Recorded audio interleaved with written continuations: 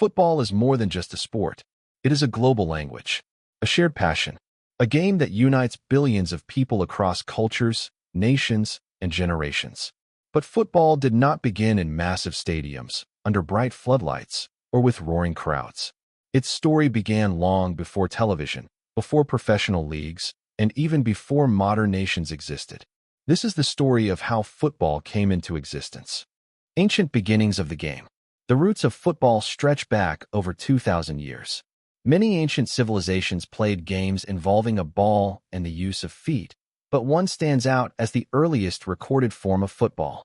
In ancient China, during the Han Dynasty, a game known as Kuju was played. Kuju involved kicking a leather ball filled with feathers or hair into a small net. Players were not allowed to use their hands, and the game emphasized skill, balance, and precision. Kuju was more than entertainment. It was used for military training, helping soldiers improve agility and coordination. Because of its rules and structure, historians widely recognize Kuju as the earliest known form of football. At the same time, other civilizations were developing similar games. In ancient Greece, players participated in a game called episkiros, which involved passing and controlling a ball across marked lines. In ancient Rome, this evolved into harpastum, a fast-paced and physical game played by soldiers and civilians alike. These games were rough, competitive, and often violent, but they shared a core idea: moving a ball as a team toward a goal. As civilizations rose and fell, ball games continued to evolve. In medieval Europe, football became a chaotic and unstructured activity known as mob football. Unlike modern football, mob football had no fixed number of players, no standardized pitch, very few rules. Entire villages would compete against each other, often using inflated animal bladders as balls. The objective was simple: move the ball to a specific location, such as a church door or town square.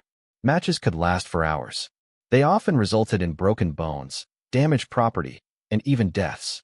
Because of the disorder they caused, football was frequently banned by kings and authorities. In England, several monarchs, including King Edward II, attempted to outlaw the game. But despite repeated bans, people continued to play. Football had become part of the culture. The turning point: football in England.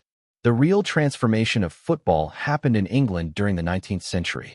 As schools, universities, and communities played their own versions of the game, a problem emerged. There were too many rules, and none of them were the same.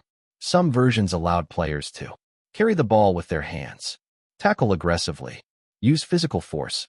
Others strictly emphasized kicking and passing. This confusion made it difficult for teams to play against each other. So, in 1863, a historic meeting took place in London. Representatives from several football clubs gathered to create a standard set of rules. This meeting led to the formation of the Football Association, commonly known as the FA. During this process, a crucial decision was made. Games that allowed carrying the ball became rugby. Games that prohibited hand use became association football. This moment officially marked the birth of modern football. The first rules of the game. The early rules established by the Football Association included no use of hands by outfield players, a defined pitch, fixed goalposts, a standard ball, team-based competition. These rules brought structure, fairness, and consistency. Football was no longer chaos. It had become a sport. As the British Empire expanded, football traveled with it. British sailors, merchants, teachers, and soldiers introduced the game to Europe, Africa, Asia, South America. Local populations quickly embraced football.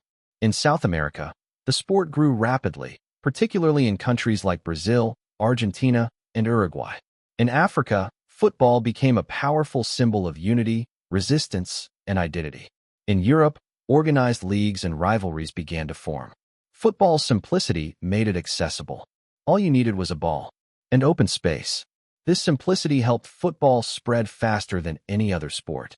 By the late 19th century, football clubs began to emerge. Players were initially amateurs, but as crowds grew and matches became more competitive, professionalism followed. In 1885, professional football was officially recognized in England. This decision changed everything. Players could now train full-time, improve their skills, compete at higher levels. Leagues were formed, stadiums were built, and football became a source of income and pride. As football spread internationally, there was a need for global organization. In 1904, representatives from several European countries founded the Fédération Internationale de Football Association, known as FIFA. FIFA was created to govern international matches, standardize rules globally, organize international tournaments. This organization would soon change football forever. In 1930, FIFA organized the first-ever World Cup, hosted by Uruguay. Only 13 teams participated, but the impact was enormous. Uruguay won the tournament, becoming the first world champions. The World Cup transformed football into a global spectacle. Every 4 years, nations came together, not for war, but for sport. World War I and World War II disrupted football, but they could not destroy it. After each war, football returned stronger. It became a source of hope, a symbol of recovery, a way for people to reconnect. New stars emerged. New tactics developed. The game continued to evolve. The late 20th century brought major changes. Television broadcasts, sponsorships, global fan bases. Football became a multi-billion-dollar industry. Leagues like the English Premier League, La Liga, Serie A, Bundesliga attracted global attention. Legendary players inspired generations and redefined the game. Football was no longer just played, it was experienced. Today, football is played in nearly every country on Earth. From small villages to giant stadiums, the game remains the same at its core. A ball, a team, a goal. Football transcends race, language, and politics.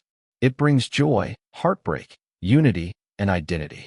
What began as ancient ball games has become the world's most powerful sport. Football's history is a story of humanity itself. It evolved with society.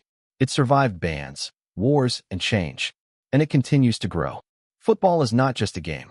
It is a legacy,